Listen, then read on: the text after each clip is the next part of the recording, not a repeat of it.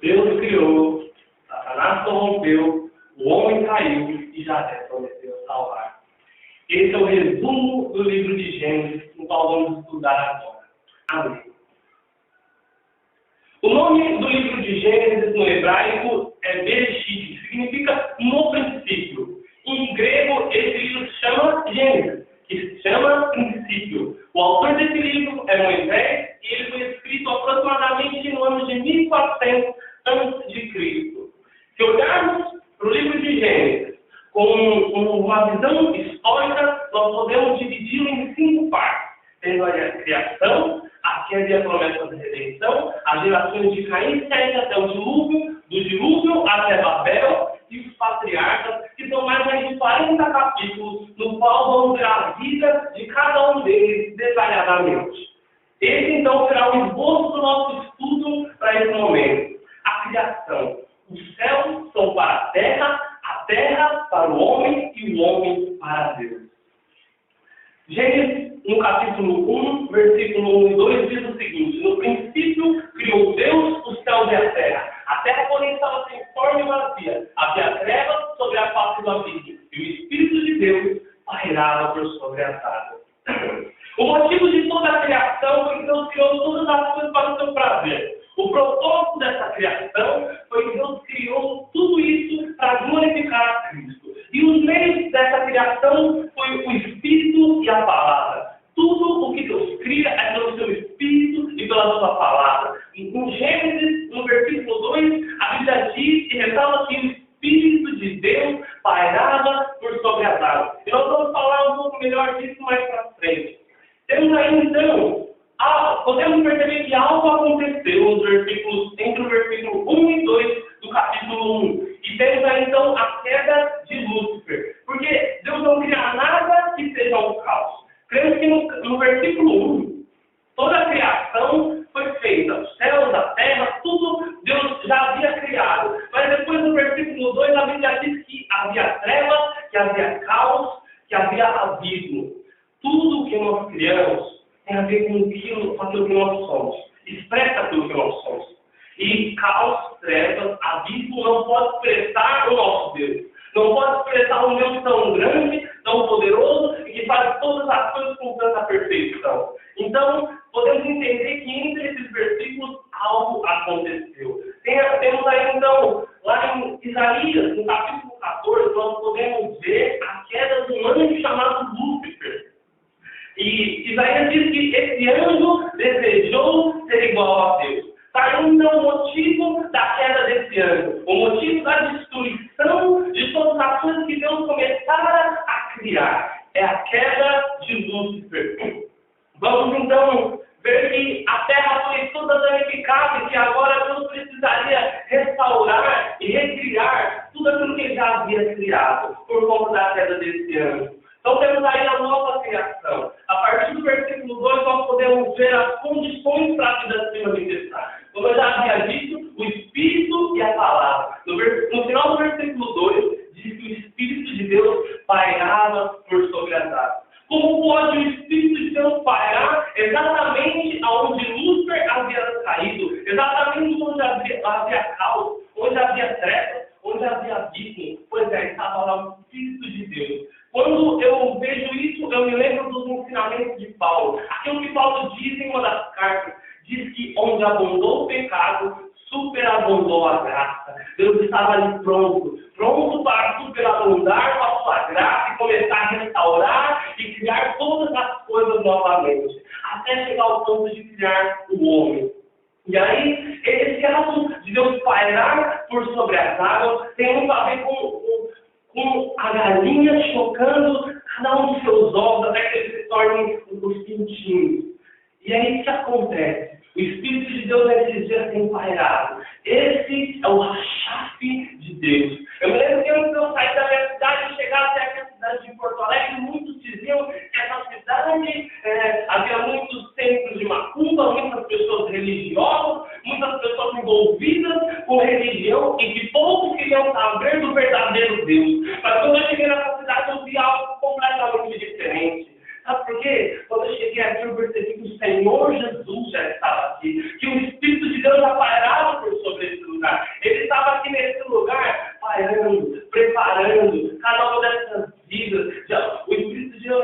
uma carinha que choca, preparando essas pessoas para ser ganhas pelo Evangelho, pelo poder da palavra de Deus. O Espírito de Deus já estava nesse lugar, ele já está nessa cidade, preparando essas pessoas. Jesus disse que o Espírito, quando viesse, ele iria convencer cada uma dessas pessoas do juízo, do pecado. Essa é a obra do Espírito. É isso que o Espírito Santo tem feito nesses dias nessa cidade. O rachate de Deus está sobre nós. Esse é o nosso momento. Esse é o momento para a minha vida. Esse é o momento para a sua vida. É o momento de Deus. É o rachate de Deus. É a hora de sairmos como uma verdadeira colheitação desse que o Espírito Santo já tem pairado, já tem falado, já tem preparado. Esses dias eu fui em uma faculdade e a moça logo correu atrás de nós, pensando que estávamos lá para pregar o Evangelho. Ela correu atrás de nós e disse: eu quero que vocês orem por mim, porque eu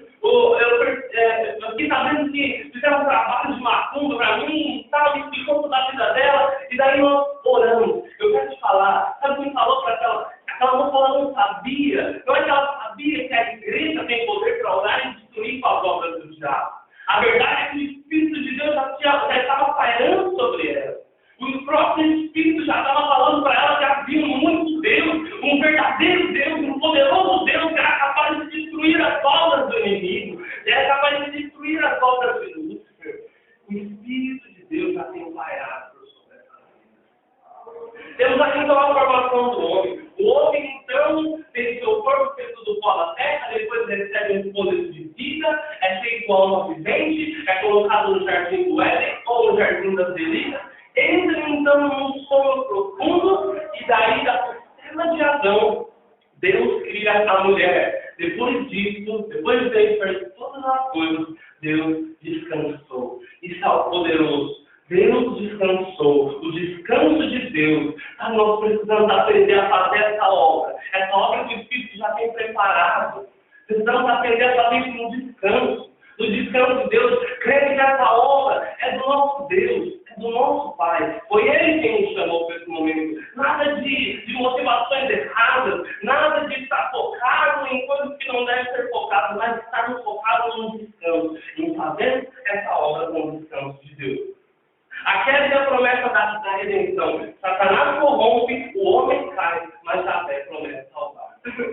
A queda do homem. Temos aí então esse paralelo aqui, essa tabela que nos explica a respeito da consistência da carne, a consistência dos olhos e a soberba da vida. Foi assim com Eva, enquanto ela estava lá no jardim, e foi assim com Jesus, enquanto estava lá no deserto, e tem sido com cada crente cheio do Espírito até os dias de hoje. O diabo tem tentado, trazendo as consistências da carne, trazendo as consistências dos olhos e a soberba da vida, para que o homem caia. A redenção do homem, pelo esforço humano, Adão e Eva tentaram cobrir a sua vergonha, tentaram cobrir o seu pecado com as folhas de figueira. Mas naquele dia, no dia da queda, Deus então aparece naquele jardim e nós podemos ver a primeira morte citada na Bíblia, que é quando Deus sacrifica um animal para que a vergonha e o pecado de Adão e Eva fossem cobertos. Então, o que acontece? Esse animal aponta para o sacrifício de Cristo, que viria milhares de anos depois. Caim, Abel, até o dilúvio. Caim fala daqueles que andam segundo a sua própria religião, segundo a carne, segundo o seu próprio entendimento. Abel aponta para aqueles que fazem a obra de Deus no descanso. Abel era o pastor de ovelhas e fazia isso no descanso, servindo a Deus, dando o seu melhor a Deus. Abel nos fala daqueles que servem a Deus pela fé. Temos então, depois de Caim e Abel, o dilúvio. E o dilúvio aponta para a salvação completa do homem. Foi isso que aconteceu com os israelitas. A Páscoa apontou para a salvação dos israelitas. Isso é salvação. Mas quando eles passam pelo Mar Vermelho, está aí a salvação completa. Eles são livres das forças do inimigo, eles são livres do mundo tenebroso, do Egito daquele momento. Por isso, o dilúvio também aponta para a salvação completa. Não só a salvação da alma, mas a salvação que livra dos poderes do diabo e desse mundo. A Torre de Babel.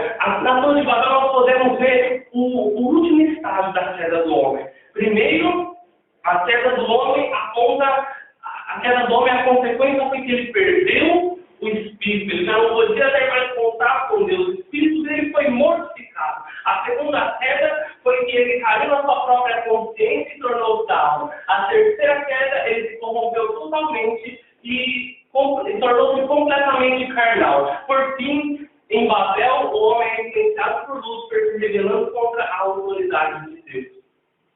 Depois disso, temos então os patriarcas, que é o resto, a partir do capítulo 11, vai até o capítulo 50 de Gênesis. Temos então no início a vida de Abraão. Abraão significa aquele que viveu a vida sabendo que Deus era o seu pai. Ab quer dizer pai, significa pai. A lição que Abraão aprendeu foi ver a Deus como pai. Por isso que ele entendeu que todo o suprimento, que tudo aquilo que ele deveria ter, tudo aquilo que ele tinha, viria de Deus.